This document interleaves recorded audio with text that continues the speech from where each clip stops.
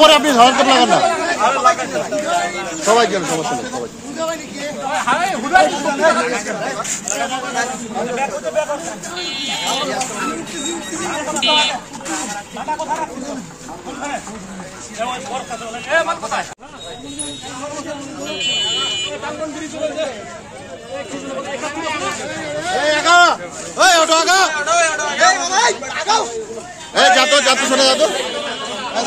বিস্ময়কর এই উন্নয়নে গর্বিত জাতি, গর্বিত নতুন ধরা পরিবার, আবাসনে আস্থার আদর্শ,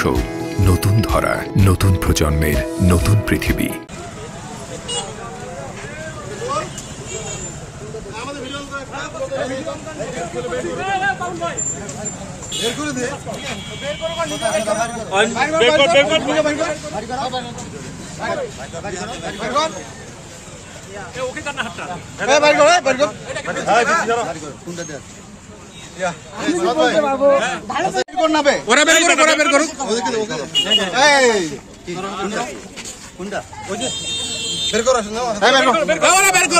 সমস্যা কি ভাইয়া শালার বেটা বের করলে তো হয়ে যায় বস বস বস আদি বস এই বস এই বস বস না এ ওটো রাস্তা ক্লিয়ার রাখ বস বস বস আরে আরে চাবি আছে গাড়ি চলে যাচ্ছে এ বস আলাদা বস না বস বস একটু পর সমস্যা এই গাড়ি কোন হয়েছে ভাইয়া বলছেন যে পার্কের এটা চেষ্টা করো কাট এমন মোটরসাইকেল এসেছে আমার তো খুলে দিছি ভাই বের করুন ওরা বের করুন ওদের হাত দিয়ে বের করান আরে ভাই ওরা বের করার মতো লাগবে আর কথা আছে আর আছে ওরা জোরে ভাই একটু দিছেন সার্চ করো নিয়ম সার্চ করুন না কেন সার্চ করুন হাত মাথায় দিয়ে এই শাড়িয়ার গাড়িটা কই সার্চ করে সব কাটি রাখো ওখানে তুলে দিছি ভাই দুইটা গাড়ি কোথায় আছে এইটা দাও হ্যাঁ এইটা একটু পিছা দাও পিছা দে ওদের কাজ করতে দে একটু পিছা দাও মিন্টু ফোন দিতে এত ফোন লাগে আসতে মিন্টুর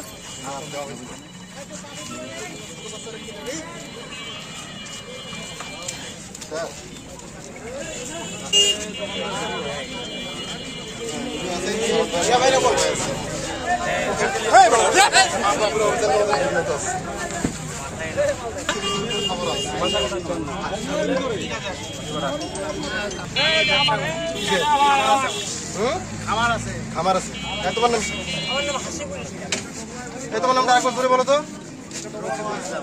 তোমার নাম কি বয়স আমাদের কাছে গোপন তথ্য ছিল যে রফিকুল নামে এই লোক বাসা ঠাকুরগাঁয়ে নিয়মিত মাদক ব্যবসা করে এবং বালিয়াডাঙ্গি থেকে সেই ইয়াবা মাদকদ্রব্য ইয়াবা নিয়মিত সে নিয়ে আসে। সেই তথ্যের ভিত্তিতে আজকে আমরা এখানে আসি এবং তার যে ফোন নাম্বার আমাদের কাছে ছিল তথ্য প্রযুক্তির মাধ্যমে আমরা সেটা লোকেশনটা নিই এবং জানতে পারি এক সময় সে বালিয়াডাঙ্গি থেকে ঠাকুরগাঁয়ের উদ্দেশ্যে রওনা করছে। প্রথমে আমরা ওই আমাদের ব্রিজে আমরা চেকপোস্ট করি, এরপর দেখি যে এই রাস্তা দিয়ে ঘুরে আসছি, আমাদের আরো সোর্স ছিল রাস্তায়। এরপরে আমরা সামনে এসে আপনাদের সামনেই এদেরকে মোটরসাইকেল আটক করি। এরপরে যে মাল দেখতে পাচ্ছেন এগুলোর কাছ থেকে আমরা এখন উদ্ধার করলাম। এখন আমরা নিয়ম অনুযায়ী জব্দ করার পর আমাদের যে আইনগত প্রসেস